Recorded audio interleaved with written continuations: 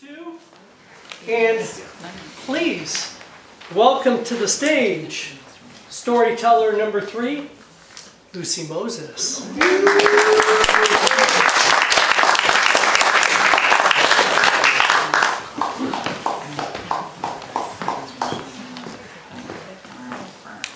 So it had been a bad week already. On Tuesday, when we got home from school, we found that my dad's apartment had been burglarized. My sister and I were latchkey kids, so we typically got home quite a bit before my parents. And that day, my sister got there first. When I got home from school, I found her on the rug in the living room looking scared. There was shard of glass around her, everything was ransacked. And my dad lived in the top floor of a building in the heart of downtown Aix-en-Provence. And it's kind of a medieval downtown, like this network of tiled roof, and the burglars could get in through the rooftops and get through the little terrace and then get in. It wasn't the first time that we had been burglarized. But anyway, it was not a great feeling to be there waiting for my dad to get home, but he eventually did. So anyway, that was early in this week. Now it's Friday, and once again, we get home before my parents, before my mom did. And when I get home, I find my sister, once again, looking scared. But this time she's in the garden, and she's looking scared and pissed. She's pointing at me, she's like, you brought that in. What did you do? I was like, I have no idea what you're talking about. And so she's like, well, go in, you tell me. So my mom's house was a small house inside a giant yard. And so I get in, and immediately the smell is like acrid and just really bad smell, unlike anything I've ever smelled. And I'm like, what is this? She was like, well, you tell me, go on, go upstairs. So the floor plan is basically, the ground floor is one giant open space with the kitchen, dining room, living room, and then there's a staircase. On the side there's like a little bathroom.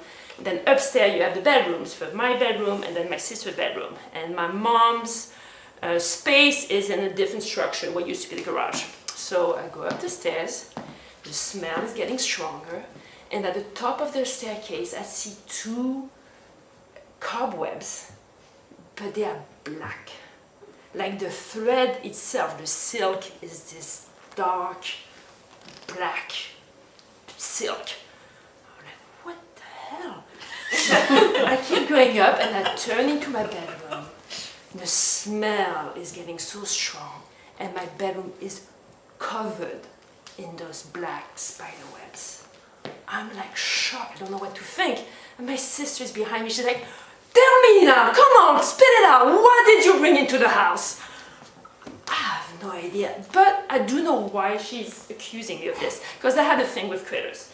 So I would spend hours in our yard just catching everything I could get my hands on and putting them in jars, like grasshoppers, ladybugs, whatever. And sometimes I would like put different things into the same jars. Did you know that if you put a praying mantis and a butterfly in the same jar, the praying mantis will eat the butterfly? It is quite a sight. I also had a thing for snail, so I kind of like herded all the snails I could find into a yard. I gave each one a name, and I painted their shell with like fingernail polish. I could tear them apart, and I kept a log, and I would run experiment on them. So for example, I had read somewhere that you could put a snail on a razor blade and it would not hurt itself. I tried, and it's true. So anyway, I can see my sister's point. But I swear I did not have a tarantula farm in my closet. I was as baffled as she was. And I walked into her room, and true, her room only had a couple of the cobwebs. Like clearly the infestation was coming from my bedroom. But by then I was just as baffled and as spooked as she was, and so we went back outside to wait for my mom. And my mom eventually got home, and she found her 2 frantic daughters in the yard trying to explain to her what happened. She's like, all right, calm down. And so she walks into our house, opened the door, and she immediately diagnosed the smell. Burnt plastic. And so the previous night in our bathroom, the light bulb had come out, and we had brushed our teeth by candlelight.